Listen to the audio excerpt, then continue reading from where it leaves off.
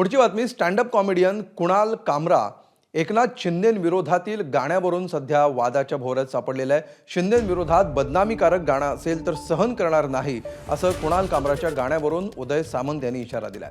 शिवसेना शिंदे गटाचे आमदार Murji Patel MIDC police स्टेशनमध्ये कुणाल कामरा विरोधात गुन्हा दाखल करणार आहेत। संजय राऊत यांनी कुणाल कामराचं गाणं ट्विट केलंय।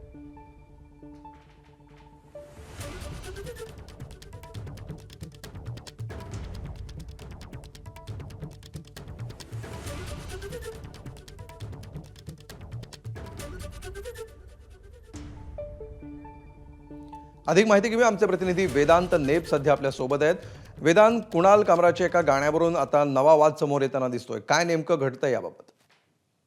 अमोल, ज्या प्रकारे बघितलं, स्टँडअप कॉमेडियन कुणाल कामराने आपल्या एका कार्यक्रमामध्ये एकनाथ शिंदेसंदर्भात एक गाणं तयार केलं आणि ते गाणं प्रेक्षकांसमोर सादर केलं, ज्यामध्ये जसं आता नेत्यांचं असं म्हणणं आहे शिंदेच्या की एक बदनामीकारक गाणं आहे आणि जर बदनामीकारक गाणं असेल तर हे सहन केलं जाणार नाही। आणि आता जी अपडेट मिळते ज्यामध्ये शिंदेच्या शिवसेनेचे जे आमदार आहेत मुरजी पटेल ते सुद्धा MIDC पोलीस स्टेशनमध्ये जात आहेत आणि कुणाल कामराच्या विरोधात गुन्हा दाखल करणार आहेत, तक्रार दाखल करणार अशी माहिती मिळते।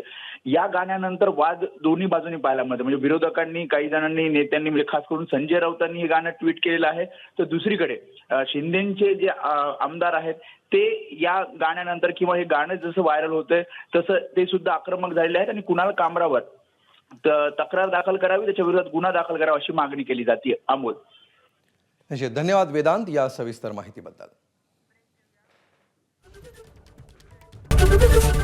ABP माझा, उघडा डोळे बघा नीट।